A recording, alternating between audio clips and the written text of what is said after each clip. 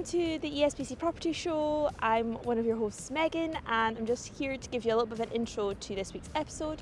This week we are actually taking an excerpt from a previous episode. This is a part 2 from our episode 2, which was with Mike Heffron from Under One Roof. In that episode we spoke to Mike about homeowners associations, but while we spoke to him in that interview we also chatted through how to retrofit tenement buildings.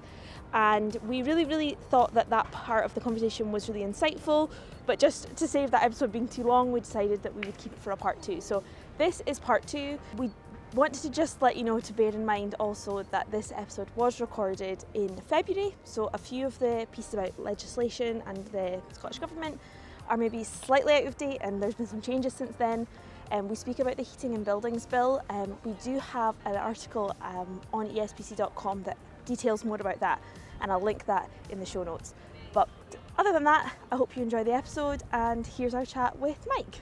We wanted to talk about retrofitting and getting your tenement flat ready for the future, making it more energy efficient, and we know a lot of legislation is potentially coming into place. So I wondered if you could give us a description of maybe some of the ways that the homeowners in these traditional tenements can make their homes a bit more energy efficient. Well, you're absolutely right to point out that is the future. I mean, as we sit here at the end of February, the Heat and Buildings Bill is currently under consultation with Scottish Government, and that's closing in the end of the first week of March. And that is setting out basically sort of looking to get feedback about the rules that Scottish Government is looking to implement with the Heat and Buildings Bill that they want to lay down in September of this year.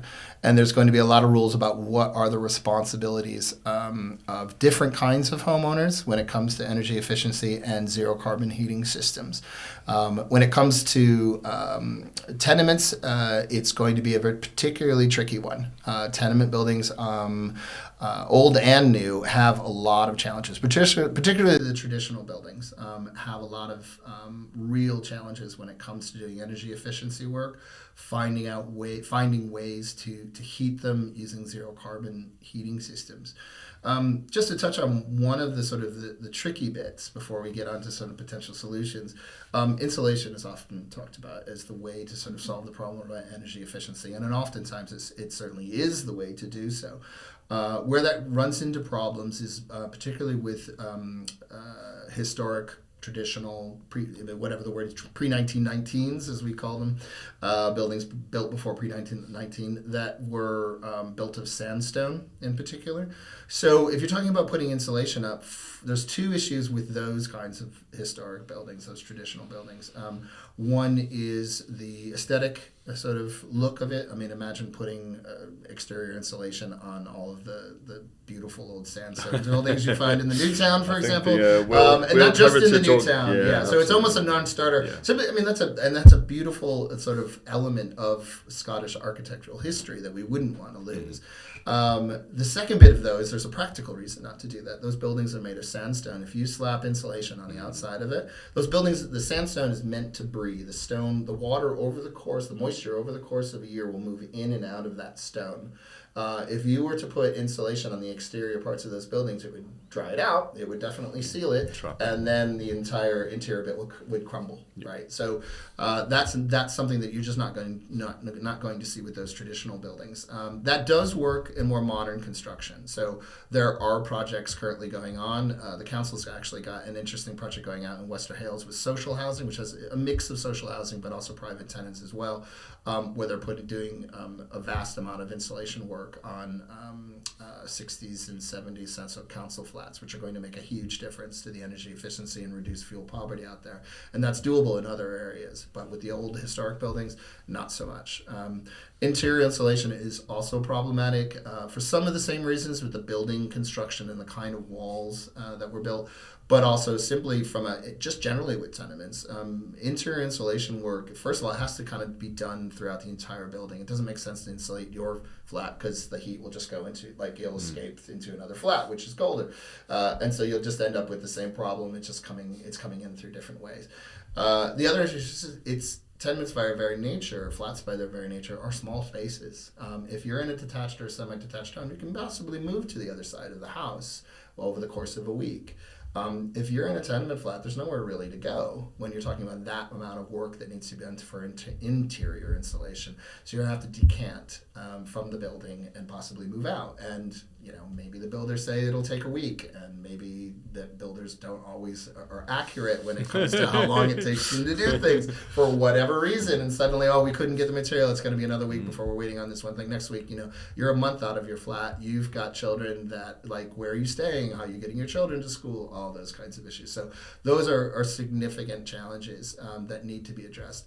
When it comes to, and so that's on the energy efficiency side. There is some hope, by the way. I promise I'll get to the hopeful bits at the end. But with the energy efficiency side, with the decarbonization of and heating systems, there are different challenges there. We often heard about heat pumps as a potential solution. And heat pumps, first of all, they do work. Don't let anyone tell you that they don't in Scotland. They definitely do.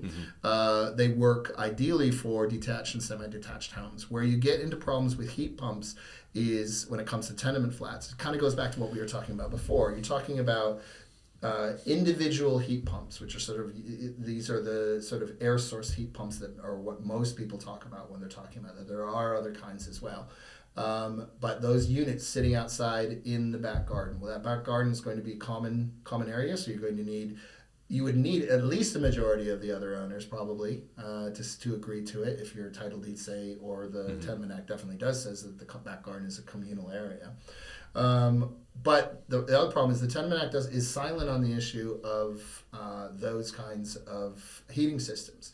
So the general feeling is that, and it hasn't been challenged in court, but essentially is that those are something that would be called improvement. I talked about the difference between you needing majority of owners to go ahead with repair and maintenance. Something that's considered an improvement needs all of the owners to go forward with it. So improvement generally would be something like if you just didn't like the color of the close and you wanted it to be green rather than blue. There was no reason to do it. You just thought it would be nicer. You need everybody to agree to go ahead with that repair and to pay.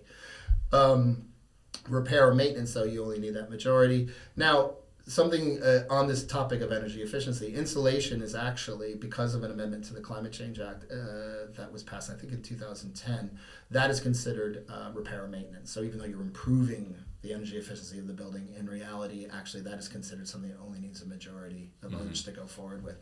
So heat pumps are for individuals are particularly problematic because you could have 8 or 9 flats, you got 8 or 9 units out in the back garden. That's not going to really work. I think without doing the insulation, you can't do the one thing, can you? It's part of a whole approach to the building itself. So that's the interesting thing about it. So that heat and buildings bill that I was talking about, one of the things that they're looking on putting on a responsibility for what you have to do with energy efficiency, so hitting certain standards of energy efficiency, and then decarbonizing your heating system. Now, what they are looking at, the way they're looking at it, it seems at this point, is to put a higher sort of responsibility on landlords to increase the energy efficiency. Yeah, now, I think, isn't it? Yeah. Well, so that's the thing is they've actually changed that around a little bit about how they're measuring that because they're changing how they measure the EPC. So there's a separate bill that's going to be going around about changing EPC because right now you could actually improve the energy efficiency of your flat. But that would somehow, the way that it's measured, reduce you could go from a C to a D. So they're changing it around because it's a terrible way to measure energy efficiency the current way. So they're going to change, I think, it to it actually accurately measures it. But you're in a situation where you need, if you're a landlord, you really need to address both because the energy efficiency will tighten up the amount of heat that is lost. But and then you're putting in some sort of zero carbon heating system. Now, if it's not energy efficient, and say you're an owner occupier, if you're willing to pay the money, you can blow much of that heat out of the sort of the drafty windows as you want because you're responsible for it. It's up to you. If you want to do the energy efficiency stuff, well, that makes a lot of sense for you because you'd save money. Landlords, it's a different situation, of course, because the energy efficiency stuff needs to be done otherwise because it's the tenant that has to actually pay the bill rather than the landlord. So you really want the landlord to be held to a higher standard to improve the energy efficiency so then the tenant moves in and they're not losing, so they don't want to be paying the high bills. So there are going to be different duties, and there's going to be different timings too. So landlords, private landlords, are going to be responsible for making those changes a lot earlier than owner occupiers. Which at this point they're looking at having the responsibility for getting decarbonized heating for owner occupiers is all the way back to like 2045. 2045, yes. So we're talking 20 years. Landlords, on the other hand, we're talking energy efficiency measures in place in 3 years. Yeah, and new build practically. Yeah, and with new builds, they're sort of like, and that makes that probably makes the most sort of ease as far as doing it is for new builds to actually just be getting on with it, and because it doesn't make much sense to be. I do think technology will find a way. I mean, it's interesting, isn't it? Maybe it's part of its origin, but if my brother had some flats in Berlin, and you went there, and they had almost like a communal boiler and heating for the entire block, and then for the road, might have been, I think it was in the east part of Germany, east part of Berlin. But that idea that maybe there's a communal heating solution that might come, I don't know. Nobody really knows, do you? And that's where so this gets to the issue then of, because I was all doom and gloom there about what doesn't work.